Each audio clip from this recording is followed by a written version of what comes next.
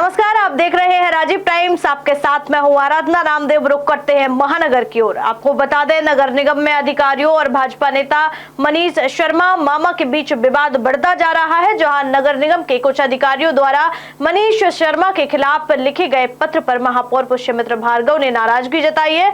उन्होंने कहा है कि हर बार जनप्रतिनिधि ही गलत हो, यह संभव नहीं है और पत्र लिखने वाले अधिकारियों को भी इस पर विचार करना चाहिए था।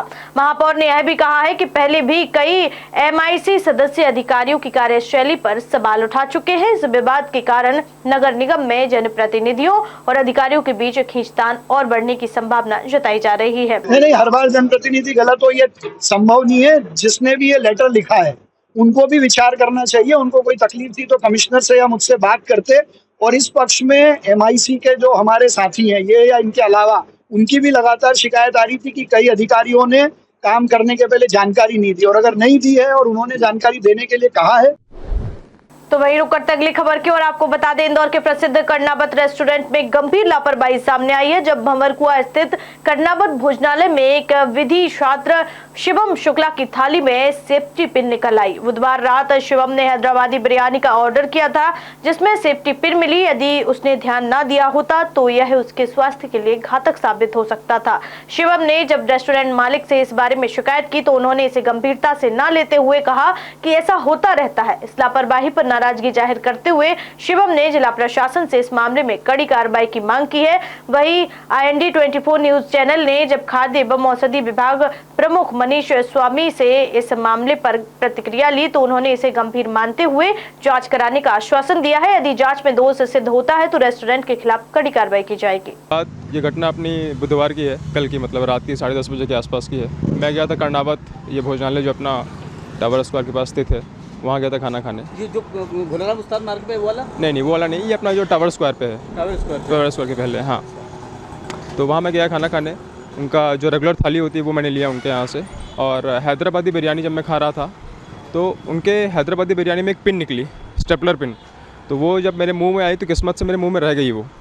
तो उसके बाद मैं देखा उसको तो पिन थी, तो मतलब बिल्कुल वो जानलेवा है। अगर मेरे बॉडी के अंदर जाती, इंटेस्टाइन में फंस जाती, किसी पार्ट में फंस जाती, तो उसका जिम्मेदार कौन होता। मैं तुरंत उनके पास ले गया जो वहाँ बैठे थे, कि दिखाया मैंने कि ये क्या है। उन्होंने बड़े कैजुअली इस चीज़ को लिया कि ये होता तो नहीं है जनरली, बट ठीक है, गलती हुई है, हुआ है, आइंदा नहीं होगी। पर मेरा सवाल ये है कि ये गलती नहीं है, ये नेग्लिजेंस है, बहुत बड़ी लापरवाही है ना। जितने भी ये होटल के संचालक, मेरा उनसे सवाल है कि इतनी बड़ी लापरवाही, कोई बच्चा आपके यहाँ जा रहा है तो उसके साथ आप कैसे ये कर सकते हैं। भरोसा कर रहा है आपके ऊपर, तब खाना खा रहा है वो, है ना। और अगर इतना बड़ा नाम है, आपके कितने आउटलेट्स हैं इंदौर में। मैंने उनके ओनर से भी बात किया, उनके ओनर का नाम यशोदा जी है, उनसे मैंने बात किया। उनका भी बड़ा कैजुअल रिस्पॉन्स था, इससे गलती हो गई है, होता रहता है। बट ये चीज़ें नहीं होती हैं। अगर वहाँ पे कोई और चीज़ें होती तो मैं उसको कॉम्प्रोमाइज़ करता, बट इतनी बड़ी चीज़ है, वो जानलेवा हो सकती थी। अगर इनकेस में उसको निकल जाता, मतलब शुक्र भगवान का नहीं निकला मैंने, अगर निकल जाता उसको, तो उसका जिम्मेदार कौन होता। क्या आपने समझ? विभाग को आपके माध्यम से जानकारी मिली है। निश्चित रूप से हम एक दल बनाकर जांच करेंगे उसका किचन हाइजीन और उस किस तरह से वो पैकिंग और परोसता है, वो सारी जांच करेंगे। यदि कहीं भी अनियमितता पाई जाएगी उस पर विधि अनुसार कार्रवाई करेंगे। कि किन धाराओं में कार्रवाई होती है और किस तरह की कार्रवाई अगर इस तरह के मामले निकलते हो तो होती है? इस तरह की कार्रवाई जो होती है उसमें जो खाद्य पदार्थ का भंडारण और अखाद्य और खाद्य पदार्थों का जो भंडारण है, यदि वो सेपरेशन नहीं पाया जाता है तो पहले एक इम्प्रूविंग नोटिस धारा 32 के अंतर्गत जो दिया जाता है वो देकर, यदि उसका भी फॉलो नहीं करते हैं तो लाइसेंस सस्पेंशन की कार्रवाई होती है। मतलब लाइसेंस सस्पेंड हो सकता है उनका, दुकान भी बंद हो सकती है उनकी? डेफिनेटली, यदि वो एक बार में कंप्लाइंस का जो नोटिस होता है वो फॉलो नहीं करेंगे, एक टाइम लिमिट दिया जाता है, उसके बाद यदि नहीं करते हैं तो निश्चित रूप से लाइसेंस सस्पेंशन की कार्रवाई होती है। तो आपको बता दें, खबर इंदौर से है, जहां इंदौर नगर निगम स्वच्छता रैंकिंग में लगातार 8वीं बार अव्वल आने के लिए प्रयासरत है। और इसी कड़ी में केंद्र सरकार और प्रदेश सरकार के एक दल ने केंद्रीय अतिरिक्त सचिव नरेश पाल गंगवार के नेतृत्व में इंदौर का दौरा किया है। टीम ने शहर में वायु गुणवत्ता, कचरा निपटान और जलवायु परिवर्तन से जुड़े प्रयासों का निरीक्षण किया है। निगम आयुक्त शिवम वर्मा और अपर आयुक्त अभिलाष मिश्रा ने केंद्र सरकार की टीम को एक प्रेजेंटेशन के माध्यम से नगर निगम के कार्यों की जानकारी दी है। वहीं निरीक्षण के दौरान नरेश पाल गंगवार ने plastic credit, sanitary pad collection और कार्बन क्रेडिट जैसी योजनाओं पर चर्चा की है। उन्होंने बताया कि केंद्र सरकार द्वारा इस वर्ष कार्बन क्रेडिट को लेकर नई नीति बनाई गई है, जिससे नगर निगमों को आर्थिक लाभ मिलेगा। लोग का ये था कि इंदौर सिटी कैसे काम कर रहा है स्वच्छता के मामले में और एयर, क्योंकि स्वच्छता और एयर क्वालिटी का एक आपस में बहुत ही क्लोज रिलेशनशिप है। अगर शहर स्वच्छ होगा तो एयर क्वालिटी अपने आप सुदृढ़ होगी। पिछले कुछ सालों में इंदौर ने बहुत अच्छा काम किया, उसके चलते इनकी एयर क्वालिटी में काफ़ी इम्प्रूवमेंट आया और वो प्रयास थोड़े और करेंगे तो और बेहतर हो जाएगी। और मेरे ख्याल से नेशनल एयर क्वालिटी स्टैंडर्ड्स जो हैं उसको लगभग मीट करने की स्थिति में इंदौर सिटी है। कुछ थोड़ा सा प्रयास की आवश्यकता है, जो मैंने अभी अधिकारियों से यही निवेदन किया कि आप लोगों ने बहुत अच्छे प्रयास किए हैं और थोड़ा सा आप प्रयास करेंगे तो आने वाले 1 आध साल के अंदर ही आपका ये एयर क्वालिटी स्टैंडर्ड्स मीट कर सर, अभी जो पैरामीटर्स हैं उसमें इंदौर कहाँ स्टैंड करता है, कितना पीछे है? नहीं, पीछे तो नहीं है। देखिए, वैसे तो अन्य शहरों से कंपैरिजन करें तो उनसे काफ़ी आगे है। स्वच्छता में तो आपको पता है लगातार रैंकिंग 1 है और मैंने कहा इनका और एयर क्वालिटी का संबंध है। बट एयर क्वालिटी और भी कुछ पैरामीटर्स होते हैं, उस पर निर्भर करती है।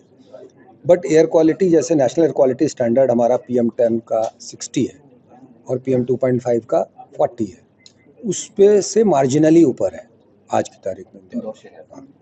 वो लेकिन जैसे 60 के जैसे 75 ऐसे कुछ है PM10 में और PM क्या कहते हैं 2.5 में अराउंड 45 है, जो कि अचीवेबल है। 1 साल में ये कम हो सकता है और उसके लिए अधिकारी लोग प्रयास भी कर रहे हैं। ये मैं डेटा बता रहा हूँ पिछले साल का, तो हो सकता है इस साल का जब डेटा आएगा तो हो सकता है आप स्टैंडर्ड अचीव भी कर चुके हो। वो जब डेटा कंपाइल होगा उसके बाद पता चलेगा।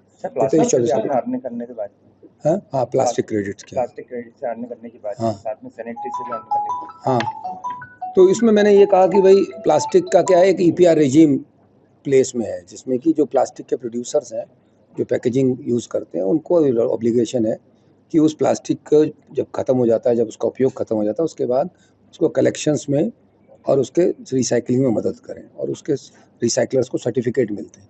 उसके आधार पे वो प्लास्टिक के सर्टिफिकेट PIB उसको खरीदने होते हैं, तो उसमें उनकी कोई आय होती है, तो उसमें म्यूनिसिपैलिटी चूँकि कलेक्शन में भागीदारी रखती है तो कुछ प्रॉफिट शेयरिंग उनसे अरेंजमेंट करना चाहिए। मैंने उनको कहा है कि उनसे बात करें।